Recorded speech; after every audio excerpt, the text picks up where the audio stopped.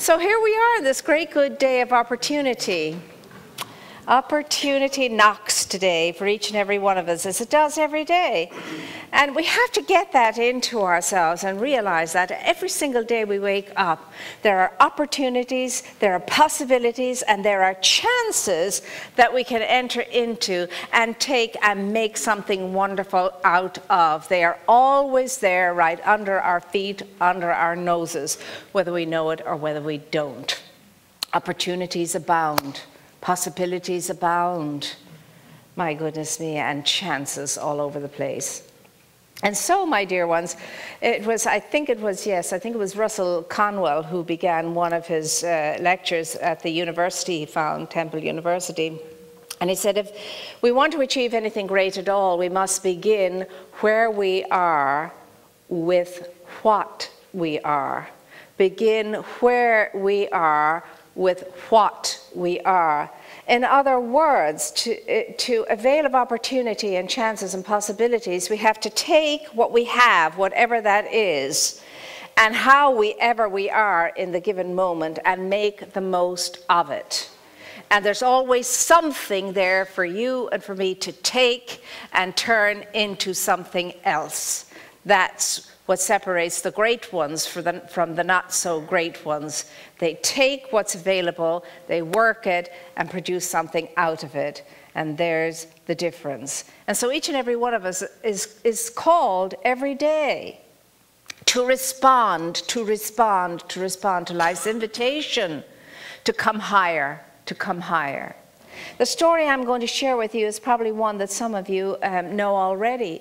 But it's a great good thing to be reminded that right under our feet, under our noses, is everything that we need in order to flourish and to thrive. It's even written in the scriptures, He has placed everything under your feet. He has placed everything under your feet. And so the story goes that a traveler was traveling across the continent of Africa, and he came across a farmer, and the farmer was out working in the fields, and they got talking, and they talked about this and that, and the farmer inquired about things out in the big wide world, and he got filled in with the news of the traveler, and then eventually it got around to the conversation that the traveler was sharing how many people had discovered great wealth of diamonds in a part of Africa, and they had become impossibly rich as a result of that, outstandingly rich as a result of it. And so the chatting went on, and then before the day, before their chat was, their visit was over, the farmer brought in the man into the house and gave him a drink of water so that he could get on his way and not be thirsty.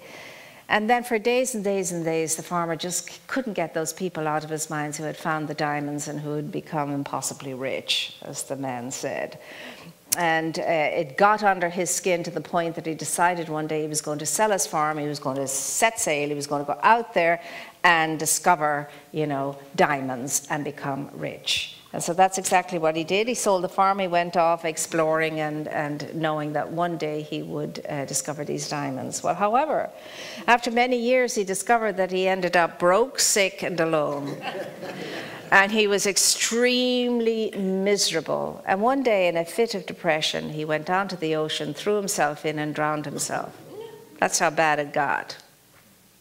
Meanwhile, back at the farm, the new owner of the farm had taken his donkey down to a shallow river to have some water to drink.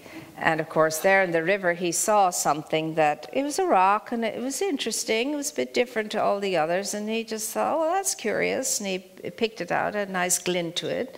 And he just brushed it off, took it home, put it on the mantelpiece, and thought no more about it. Well, it transpired that several months went by, and along came the same traveler crossing the same trail and stopped and talked to the new owner who was out, tending his farm. And they chatted about this and that and so on and so forth. And eventually he too was invited in to have a drink of water before he would set on his trail again. Came in, saw this rock on the mantelpiece, went over to it, took it up, looked at it very carefully and said, awesome. He said, you have here, he said, a diamond that is immeasurably,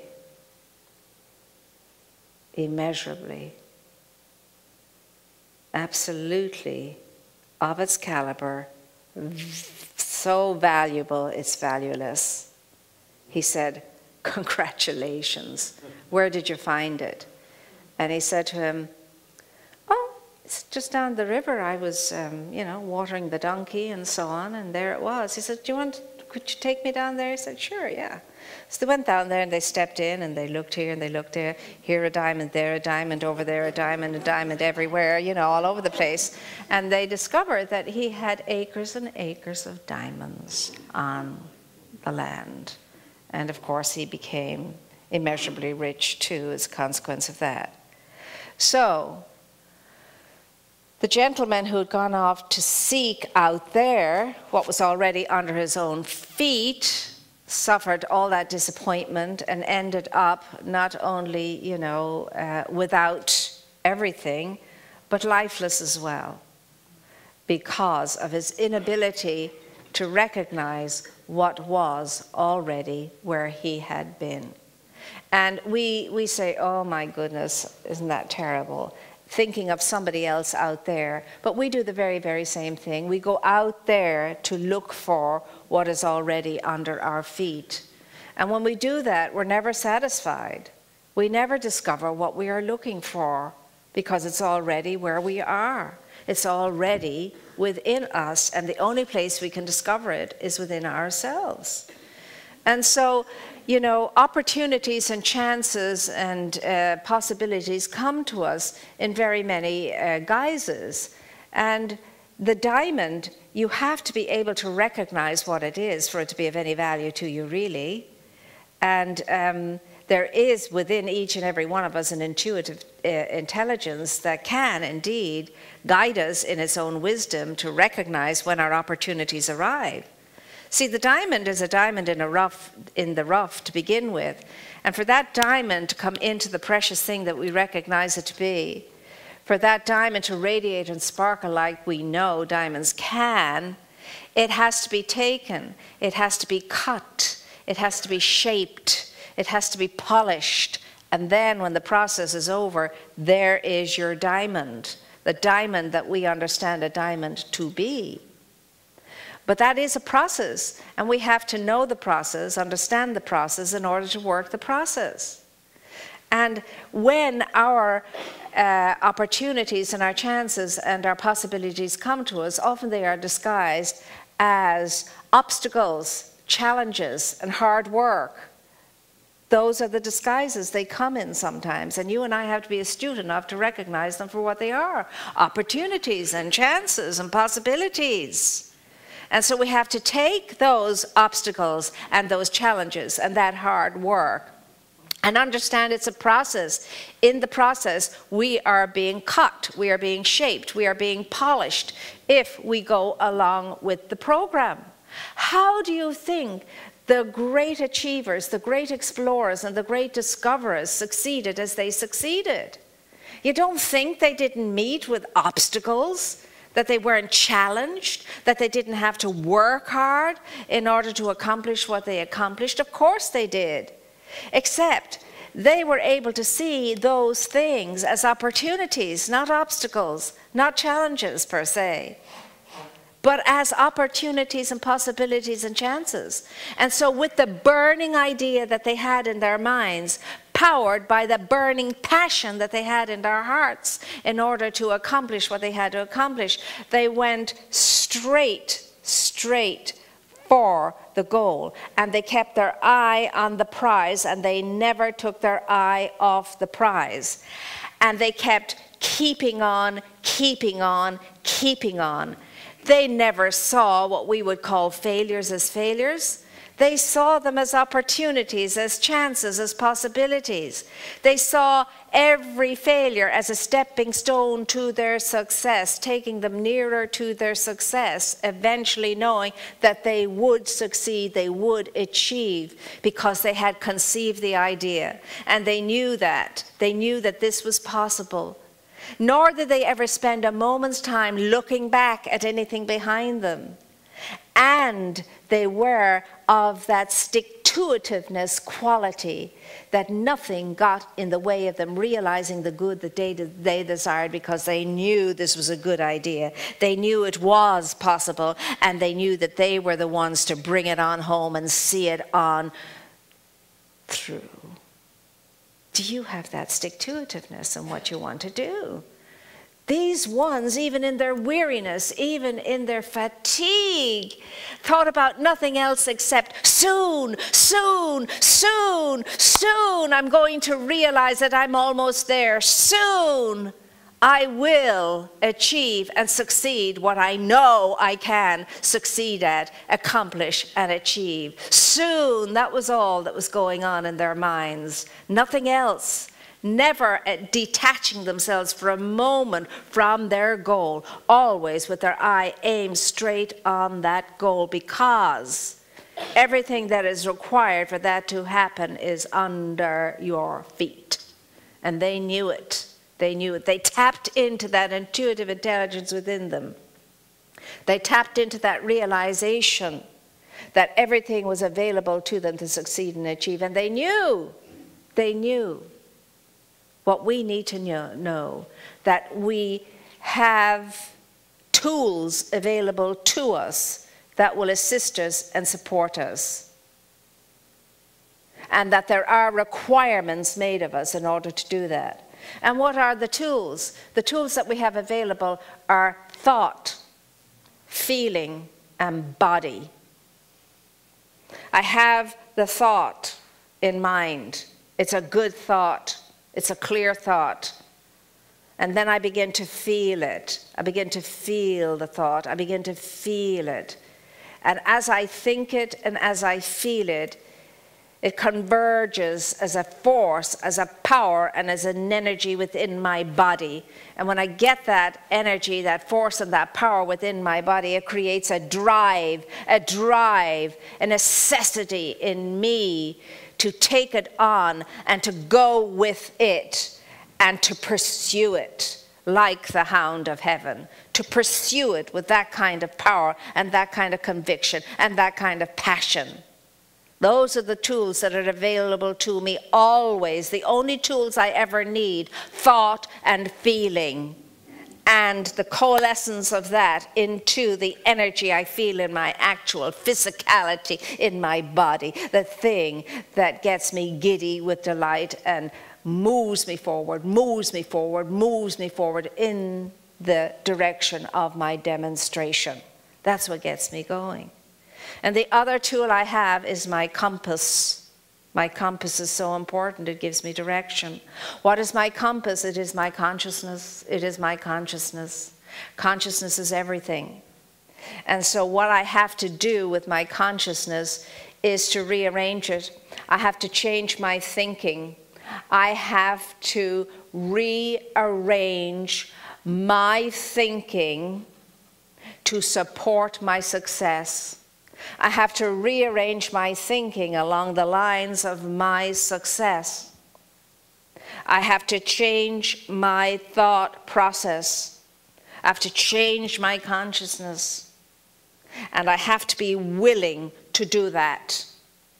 I have to be willing to change my thought process, and I have to have the ability to realign, rearrange my thinking and my feeling to support and back up my success. That's all I have to do. Oh, it's a tall order, let me tell you. But that's all I have to do. I have those requirements, I am required to understand how the law of mind works. I am required, if I'm going to change my consciousness, if I'm going to change and rearrange my thinking to support my success, I have to understand that the law of mind has no motive of its own. The law of mind has no motive of its own. Indeed, indeed. Neville says that the law moves with motiveless necessity. The law moves with motiveless necessity. You give the law of your life its motive. You give the law of your life its direction through what you think and through what you feel. That's how you give the law motive and direction. And if you don't consciously do that, you are going to randomly do that, and that's a dangerous thing. If you don't consciously give the law of your life motive and direction, it's going to pick up any old thing that's straying through your mind as its motive and its direction. Not a good idea. Think of all the negativity that passes through your mind. Think of all of the negative feelings you entertain. Not a good idea to be giving those to the law of your life as motive and direction. So you have the tools. You have the tools. They're right under your nose. You have to dip deep within your heart and in your consciousness set up your life the way you want it to be. You have to dig deep into your spiritual pockets and pull out your compass, pull out your tools and use them wisely and well. Thoughts, feelings, body. This body is given to, this body is like a radio set. A radio set. It has within it all the fixings for tuning into whatever, anything. Make sure that what you're tuning into all the time is good stuff, is good stuff. And remember, when you go asleep, when you fall unconscious, stuff happens and it's not always good stuff. It really is not. You have to come at life from your best point of view, your highest point of view. And if you are not at your best, then you're not realizing your best. How could you? That's what's given to you to do. Now, every day of your life, you and I get an opportunity, big opportunity, to unravel all kinds of possibilities, to take all kinds of chances. The great ones succeeded because they took risks, calculated risks, even though the calculations may have been based on deep research or flashes of intuitive awareness, flashes of intuitive awareness. But they risked. They took chances. They went ahead in spite of what people were thinking and saying around them. In spite of even some kind of little inklings coming up within themselves saying, you're daft, you're a dope, stop it. No, the greater self of themselves got the better of them and they went ahead knowing, this is my idea, it came to me because it's supposed to be realized and I am jolly well going to do every single thing possible to me in order to realize it, and I won't stop until it happens. That's the thing, they won't stop. They won't stop until they realize they're good. They won't stop. You can't stop them. They keep on keeping on. They know their acres of diamonds are there and they're going to discover them, and they won't stop. So every morning when we get up, we decide, what's my day going to be? How will I respond to the opportunities of today? How will I respond to the infinite possibilities before me? What kind of chances am I going to take today on the affirmative side of life? Do I ask myself these questions at all? Do I? I must, if I'm going to get an answer. And then as I move through my day, I have to give myself listening time, because I've asked the questions. I have to be able to hear the answers. If I can't hear the answers, what good is it?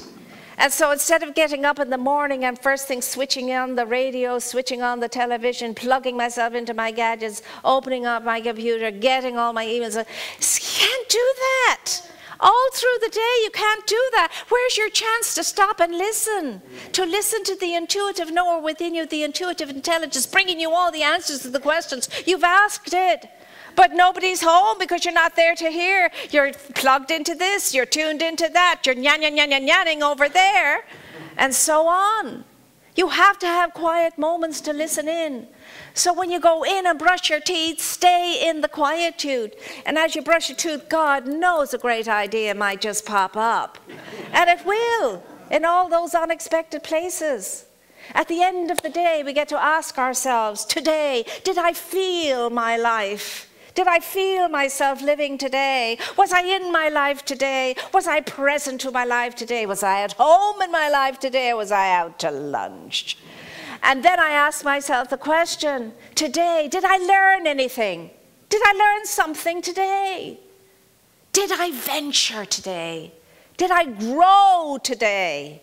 These are questions to ask ourselves at night, last thing. And if the answer is no to any one of these questions, then I am not at my best. I am not keeping on. I'm not focused, and I have taken my eye off the prize. And so I record for myself then what I'm going to think about in the night.